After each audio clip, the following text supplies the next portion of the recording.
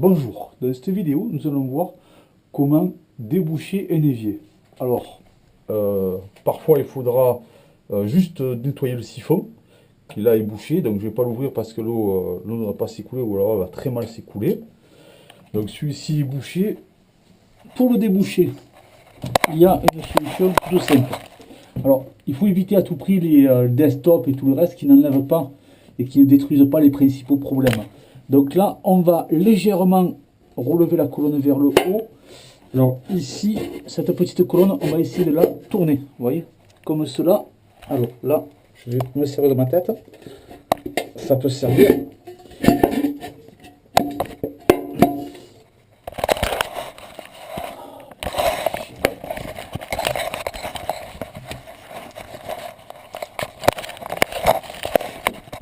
Voilà, donc là, il faut relever légèrement le lavabo qui est fixé par des équerres, d'accord, et faire glisser la colonne. Donc il n'y a pas beaucoup à faire glisser, et quand ça ne suffit pas, il suffit de dévisser un peu les fixations qui sont là. Vous voyez, cette fixation là et la fixation qui est de l'autre côté, ça permet de donner un peu de mou et de sortir la colonne, parce que la colonne ne sort pas grand chose. Comme vous voyez là, ici elle ne touche pas, là elle touche, vous voyez. Donc ça ne sert pas à grand chose du tout. Donc voilà, là on va la sortir comme cela, doucement, doucement. Voilà. Et on va attaquer le siphon. Alors, c'est cette bête là qui en général se bouche. Alors je vais vous expliquer pourquoi. On va faire un croquis vite fait du siphon. Alors, je vais mettre le bien. Alors, un siphon. Vous avez ici un tube qui descend. Et ici, vous avez un écrou pour le serrer. Vous avez aussi un écrou ici pour le serrer. D'accord? Qui va se serrer sur un corps. Voilà. Et ici, vous allez avoir la sortie avec encore un écrou qui va le serrer. Voilà. Et ce tube va plonger jusqu'en bas du siphon. Et ici, vous allez avoir le parti qui se glisse. Alors, on va matérialiser tout ça. Cette partie... Alors, attendez.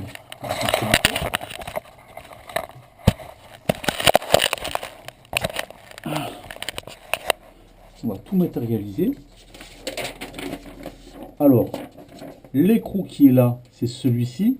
La petite plaque qui est là, c'est celle qui est à l'intérieur de celui-ci.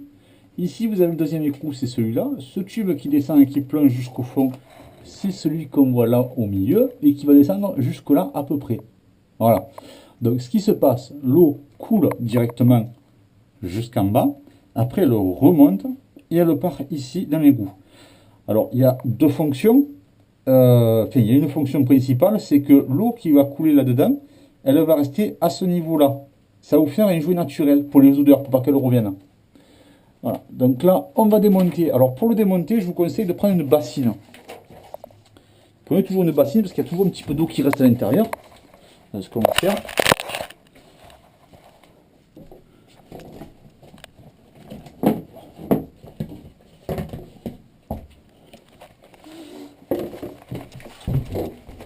Voilà.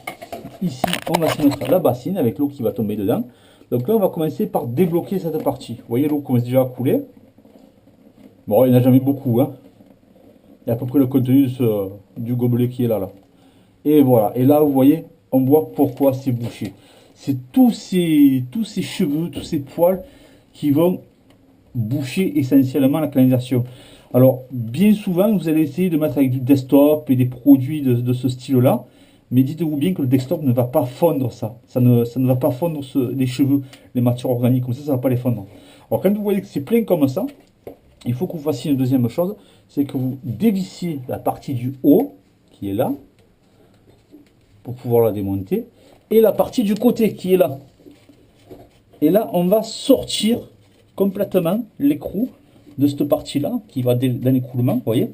Et ici, on va dévisser complètement, pour désolidariser la pièce. Parce qu'en général, voilà, vous voyez quand c'est comme ça, regardez jusqu'où ça va. Ça remonte jusqu'à l'intérieur. Et tout ça vous empêche un mauvais écoulement de l'eau qui est à l'intérieur. Vous voyez? Donc très important de ne pas perdre ce joint. Ou alors si vous le perdez, il faut en avoir un pour le remplacer. Ce qui est bien souvent pas le cas quand on fait des opérations de ce style. Voilà. Et là, hop, pareil. On ramasse tout ça. Donc vous voyez le desktop, il ne va pas faire grand chose si vous le mettez là-dedans. Donc là, vous avez un joint d'étanchéité pour cette partie-là. Vous voyez? Toc.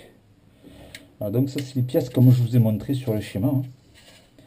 On va tout démonter parce qu'apparemment, c'est complet. Voilà. Vous voyez? On va enlever tout ça, là. Bon, c'est pas terrible à toucher, hein. C'est plutôt dégueulasse, même. Mais bon. Voilà. Voilà. Là, avec ça, en moins, ça marchera beaucoup, beaucoup mieux.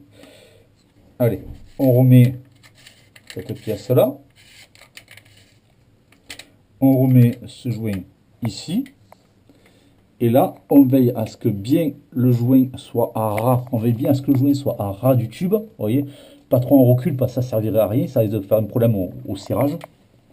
Donc là, d'abord, on va baisser ça. On va rentrer cette pièce-là au maxi. Et voilà. Et ensuite, on va serrer ici. Voilà. Ici, pareil.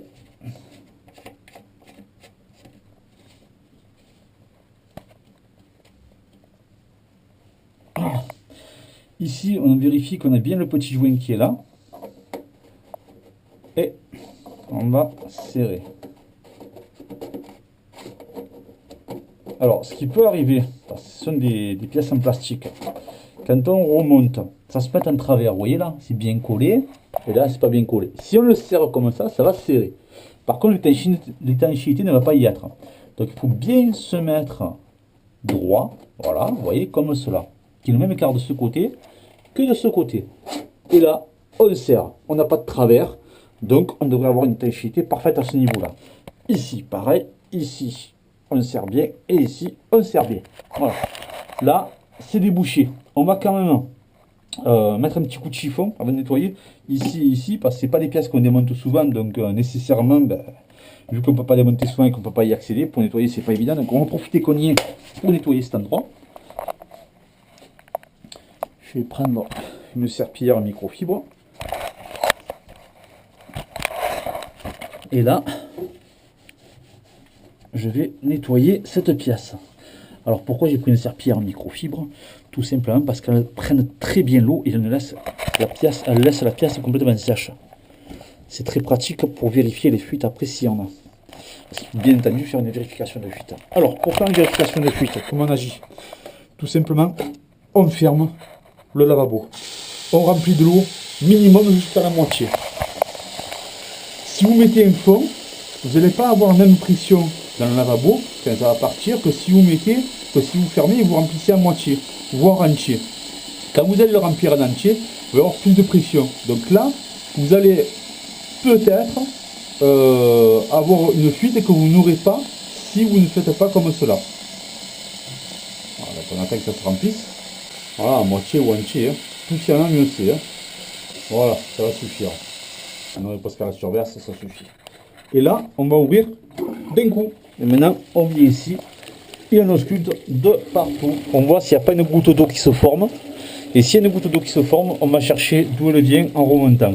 Alors, le principe de la recherche de fuite, vous avez une goutte d'eau qui vient là. Vous allez voir si là c'est humide, si là c'est humide, etc. jusqu'en haut. Si vous avez une goutte d'eau ici, que là c'est humide et que là c'est sec, c'est que la fuite vient de là. Et pareil pour ici, si c'est sec ici et que vous avez de l'eau qui est ici, ça vient de là. Pareil, voilà. Au fur et à mesure, vous remontez. Hein, voilà. Donc là, on a bien dégagé.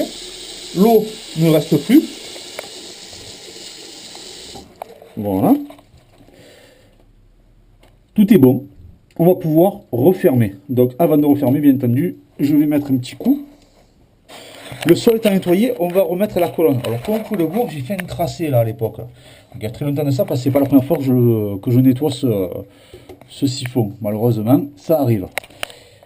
Alors, le tracé, c'était pour la colonne. Ça me permet de me centrer à peu près pour savoir où c'est qu'elle est le mieux placée.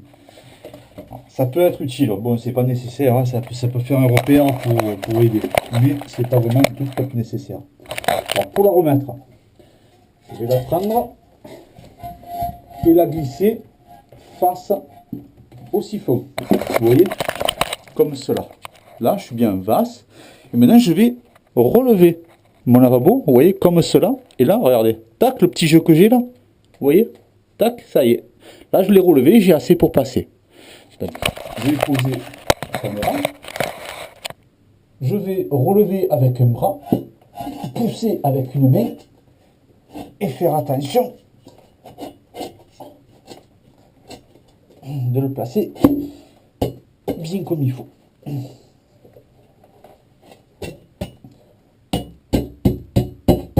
voyez, ça rentre juste. Hein.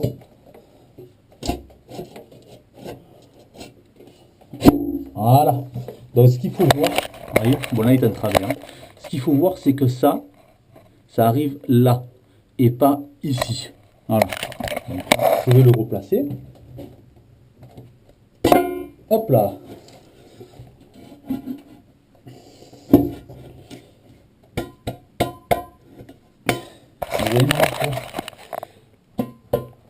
Voilà.